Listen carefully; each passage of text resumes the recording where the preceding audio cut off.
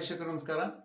ಇಲ್ಲಿವರೆಗೂ ಕೂಡ ನಾವು 10ನೇ ತರಗತಿಯ ಗಣಿತ ವಿಷಯದಲ್ಲಿರುವ ಎರಡು ಚರಾಕ್ಷರ ರೇಖಾ ಸಮೀಕರಣಗಳ ಜೋಡಿಗಳು ಅನ್ನುವಂತಹ ಅಧ್ಯಾಯದ ಮೇಲೆ pair of linear equation by two variable ಅನ್ನುವಂತಹ ಅಧ್ಯಾಯದ ಮೇಲೆ ನಾವು ಹಂತವಾಗಿ ಅಭ್ಯಾಸದಲ್ಲಿರುವ ಲೆಕ್ಕಗಳನ್ನು ಬಿಡಿಸ್ತಾ ಇದ್ದೀವಿ. ಸ್ನೇಹಿತರೆ, ಈ ವರ್ಷದ ಪುಸ್ತಕದಲ್ಲಿರುವಂತಹ 3.3 ಅಭ್ಯಾಸದಲ್ಲಿರುವಂತಹ ಎರಡನೇ ಮುಖ್ಯ ಪ್ರಶ್ನೆಯಲ್ಲಿರುವಂತಹ 4ನೇ ಲೆಕ್ಕವನ್ನ, ರೋಮನ್ ಸಂಖ್ಯೆ 4ನೇ ಲೆಕ್ಕವನ್ನು ನಾವು ಬಿಡಿಸ್ತಾ ಬರ್ತಿದ್ದೀವಿ. ನಾನಿಲ್ಲಿ ಡಿಸ್ಪ್ಲೇ ಮಾಡಿದ್ದೀನಿ. ಏನು ಹೇಗಿದೆ, ಇದು ಒಂದು ಅಪ್ಲೈಡ್ ಪ್ರಶ್ನೆ ಅಂತ ಐತಿ.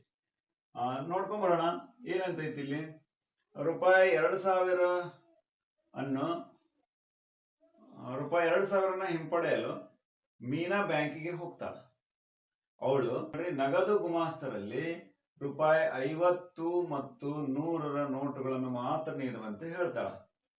ಹಾಗಾದ್ರೆ ಮೀನಾಳಿಗೆ ಒಟ್ಟು 25 ನೋಟುಗಳು ದೊರೆತು, ಅದರಲ್ಲಿ 50ರ ಮತ್ತು 100ರ ರೂಪಾಯಿ 50 ಮತ್ತು ರೂಪಾಯಿ 100ರ ನೋಟುಗಳು ಎಷ್ಟೆಷ್ಟು ನೋಟುಗಳನ್ನು ಅವಳು ಪಡೆದಳು ಎಂಬುದನ್ನ ನಾವು ಕಂಡುಹಿಡಿಬೇಕಾಗೈತಿ ಅಂತ. Very simple. ಮೀನಾ ಅನ್ನಕ್ಕೆ ಒಂದು ಬ್ಯಾಂಕಿಗೆ ಹೋಗ್ತಾಳ, ಅಲ್ಲಿ 2000 ರೂಪಾಯಿ ಡ್ರಾ ಮಾಡ್ತಾಳ. ಆಕಿ ಒಟ್ಟು 25 ನೋಟುಗಳನ್ನು ತರ್ತಾಳ. ಯಾವ್ಯಾವು? 50 ರೂಪಾಯಿ ಮತ್ತು 100 ರೂಪಾಯಿ ನೋಟುಗಳನ್ನ 25 ನೋಟ್ ತರ್ತಾಳ ಆಕಿ. ಹಾಗಾದ್ರೆ ಆ ನೋಟುಗಳು ಎಷ್ಟು ಅದಾವು, ಎಷ್ಟು ಇದ್ವು ಅನ್ನೋದನ್ನ ನಾವು ಕಂಡುಹಿಡಿಬೇಕು ಅಂತ ಹೇಳಿದ್ರೆ ಬೀಜಗಣಿತ ಅಂತ ಅನ್ನೋದೇ ಹೀಗೆ. ಏನು, ಅನ್ನೋನ್ ಟು ನೋನ್, ಗೊತ್ತಿರ್ಲಾರದ ಕಡೆಯಿಂದ ಗೊತ್ತಿರೋ ಕಡೆಗೆ ಸಾಗುವಂಥದ್ದು ಬೀಜಗಣಿತ ನಮಗೆ ಹೆಲ್ಪ್ ಮಾಡ್ತೈತಿ. ಇದನ್ನ ಸಾಕಷ್ಟು ಗಣಿತಜ್ಞರು ಅಭ್ಯಾಸ ಮಾಡಿದ್ದಾರೆ. ಹಾಗೆ ಇದು ಒಂದು ಕೂಡ ಒಂದು ರೀತಿ ಮೋಜಿನ ಗಣಿತದ ಲೆಕ್ಕನೂ ಕೂಡ ಹೌದು.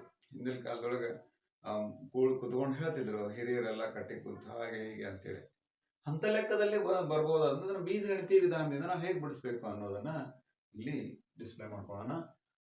ನಾನಿಲ್ಲಿ ಕ್ವಶನ್ ಡಿಸ್ಪ್ಲೇ ಮಾಡಿದ್ದೀನಿ. ನೀವು ಇನ್ನೊಮ್ಮೆ ಚೆನ್ನಾಗಿ ಜೂಮ್ ಮಾಡಿಕೊಂಡು ನೀವು ಪ್ರಶ್ನೆ ಮಾಡ್ಬೋದು, ಅಥವಾ ನೀವು ಪಠ್ಯಪುಸ್ತಕದಲ್ಲಿರುವಂತಹ ಪ್ರಶ್ನೆಯನ್ನ ನೀವು ಅರ್ಥ ಮಾಡ್ಕೊಳ್ಬಹುದು ಅಂತ. ಓಕೆ, ಹಾಗಾದ್ರೆ ಇಲ್ಲಿ ಮೊದಲ ನಾವು ಗಮನಿಸೋಣ ಏನು ಅಂತ. ಒಟ್ಟು 2000 ರೂಪಾಯಿ ವಿಡ್ರಾ ಮಾಡಕ್ ಹೋಗ್ತಾಳ, 50 ಮತ್ತು 100 ನೋಟ್ ಅಂತ. ಮೊದಲು ನಾವು ಡಿನೋಟ್ ಮಾಡ್ಕೊಳ್ಳೋಣ. ಎರಡು ಚರಾಕ್ಷರಗಳಿಗೆ ಸಂಬಂಧಪಟ್ಟಂತ ಎರಡು ವೇರಿಯೇಬಲ್ಸ್ ಯಾವ್ಯಾವ ಅದಾವು ಅಂತ. ಎರಡು ಅಂಶಗಳು ಯಾವ್ದು ಅಂದ್ರೆ ರೂಪಾಯಿ 50 ಮತ್ತು ರೂಪಾಯಿ 100 ರೂಪಾಯಿ ಅಂತ. ಓಕೆ, ಹಂಗಾರ ಆ 50ರ ನೋಟುಗಳ ಸಂಖ್ಯೆ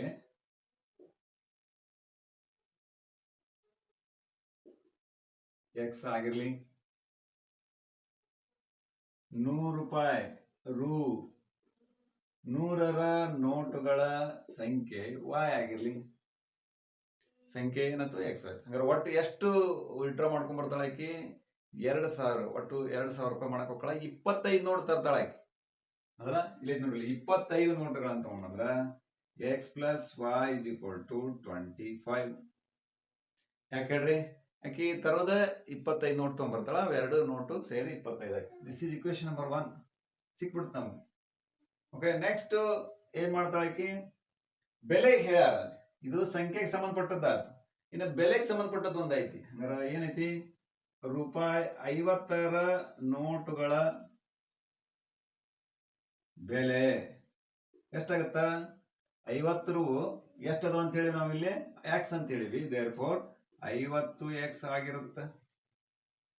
ಅದೇ ರೀತಿ ರೂಪಾಯಿ 100ರ ನೋಟುಗಳ ಬೆಲೆ ಏನಾಗತ್ತೆ ಹೇಳ್ರಿ? ಇಲ್ಲಿ 100 ನೋಟುಗಳ ಸಂಖ್ಯೆ ಅಂದ್ರೆ ವಾಯ್ ಅಂತ ತಗೊಂಡಿವಿ. ಅವು ಎಷ್ಟು ಇರ್ತಾವು? 100 ರೂಪಾಯಿದು ವಾಯ್ ಎಷ್ಟು ಇರ್ತಾವು? Therefore 100 y. ಇವೆರಡನ್ನು ಸೇರಿಸಿದ್ರ ಅಂದ್ರ ಬೆಲೆ, ಈ ಬೆಲೆ ಎಷ್ಟಾಗೈತಿ? 2000 ರೂಪಾಯಿ ತಗೊಂಬಂದಳಕಿ. ಹಂಗಾರ ಏನ್ ಮಾಡ್ಬೇಕು? 50x plus 100y. ಹಂಗಾರ ಒಟ್ಟು ಬೆಲೆ ಎಷ್ಟೈತಿ ಅಂದ್ರೆ ಎಷ್ಟು ಡ್ರಾ ಮಾಡಕ್ ಹೋಗಳಾಕಿ? 2000 ರೂಪಾಯಿ ಡ್ರಾ ಮಾಡಕ್ ಹೋಗಳ. ಹಂಗಾರೆ ಇದನ್ನ ಇವೆಲ್ಲವೂ ಕೂಡ 50ರಿಂದ ಇಡೀ ಸಮೀಕರಣವನ್ನ ಭಾಗಿಸೋಣ. ಯಾಕಂದ್ರೆ 50ರ ಅಪವರ್ತ್ಯಗಳದಾವು. ಹಾಗಾಗಿ 50ರಿಂದ ಭಾಗಿಸಿದ್ರೆ ಇದು ಬರೀ ಎಕ್ಸ್ ಉಳಿತು. 51 50, 52 100, 2y ಇಸ್ ಈಕ್ವಲ್ ಟು 5 4 20, 4 ಮುಂದೆ 0. ಓಕೆ, ಹಂಗಾರೆ ದಿಸ್ ಈಸ್ ಇಕ್ವೇಶನ್ ನಂಬರ್ 2 ಅಂತ. ಈಗ ನಾವು ಈ ಸಮೀಕರಣಗಳನ್ನ ವರ್ಜಿಸುವ ವಿಧಾನದಿಂದ ಮಾಡುವಂತ ವಿಧಾನ.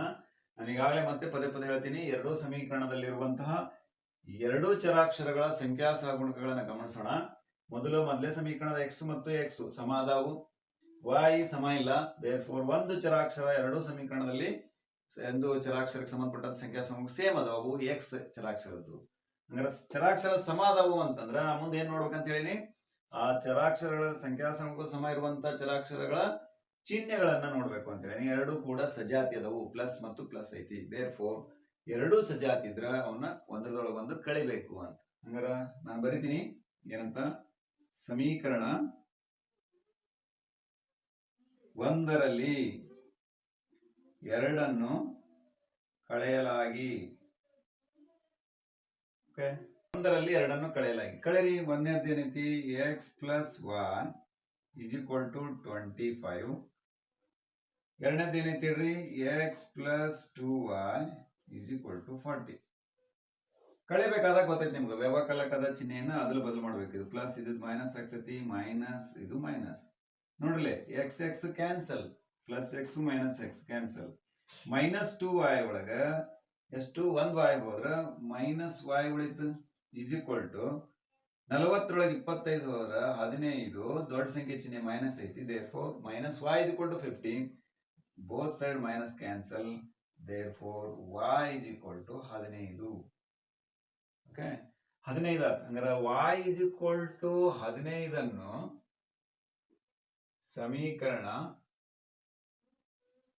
ಸಮೀಕರಣ ಎದ್ರೊಳಗಾದ್ರೂ ಮಾಡಬಹುದು. ಒಂದರಲ್ಲಿ ಆದೇಶಿಸಲಾಗಿ.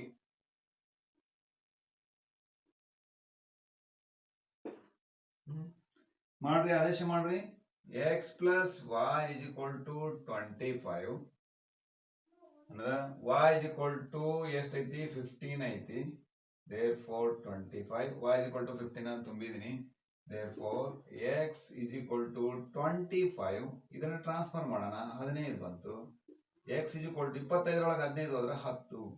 ಅಂದ್ರೆ x ಅಂದ್ರೆ ನಾವೇನಂತ ತಿಳ್ಕೊಂಡೇವಿ, ಇಲ್ಲಿ 50 ನೋಟುಗಳ ಸಂಖ್ಯೆ ಅಂತ ತಿಳ್ಕೊಂಡೇವಿ. x 50 ನೋಟು ಸಂಖ್ಯೆ 10, 100 ನೋಟುಗಳ ಸಂಖ್ಯೆ 15. ದೇರ್ಫೋರ್ ರೂಪಾಯಿ 50 ನೋಟುಗಳ ಸಂಖ್ಯೆ 10, ರೂಪಾಯಿ 100 ನೋಟುಗಳ ಸಂಖ್ಯೆ ಎಷ್ಟು ಹೇಳ್ರಿ, y is equal to 15. ತಾಳೆ ನೋಡ್ರಿ, 10 ಪ್ಲಸ್ 15 25. ಇಲ್ಲಿ ನೋಡ್ರಿ, 10 ಪ್ಲಸ್ 15 30, 30 10 40. ಎಲ್ಲಾದ್ರೂ ಹಾಕಿ ನೀವು ಬೆಲೆ, ಇಲ್ಲಾದ್ರೂ ಹಾಕಿ, 2000 ರೂಪಾಯಿ ಬರ್ತೈತಿ. ನೋಡ್ಲಿ, 50 10 ನೋಟ್ ಅಂದ್ರೆ 500 ರೂಪಾಯಿ, 100 15 ನೋಟ್ ಅಂದ್ರೆ 1500 ರೂಪಾಯಿ, 1500 ಪ್ಲಸ್ 500 2000 ರೂಪಾಯಿ. Very simple. ಹೀಗೆ ನಾವು ಮೊದಲ ಲೆಕ್ಕಗಳನ್ನ ಚೆನ್ನಾಗಿ ಅರ್ಥ ಮಾಡ್ಕೊಂಡ್ವಿ ಅಂದ್ರೆ ಅದನ್ನು ಡಿನೋಟ್ ಮಾಡ್ಕೊಳ್ಳೋದು ಮತ್ತು ಸಮೀಕರಣಗಳನ್ನು ತೆಗೆದುಕೊಳ್ಳೋದು ಈ ಅಧ್ಯಾಯದಲ್ಲಿ ಪ್ರಮುಖವಾದಂತಹ ಅಂಶ. ಸ್ನೇಹಿತರೆ, ಇದನ್ನ ನೀವು ಚೆನ್ನಾಗಿ ಹೆಚ್ಚೆಚ್ಚು ರೂಢಿ ಮಾಡಿದ್ರೆ ಅಂದ್ರೆ ಇವು ಕೂಡ ಅರ್ಥ ಆಗ್ತೈತಿ ಅಂತ ಹೇಳ್ತಾ, ಎಲ್ಲರಿಗೂ ಮುಂದಿನ ಒಂದು ಸಮಸ್ಯೆನ ಮುಂದಿನ ಒಂದು ವಿಡಿಯೋದಲ್ಲಿ ನೋಡೋಣ ಅಂತ ಹೇಳ್ತಾ ಎಲ್ಲರಿಗೂ ಕೂಡ ಧನ್ಯವಾದಗಳು. ನಮಸ್ಕಾರ.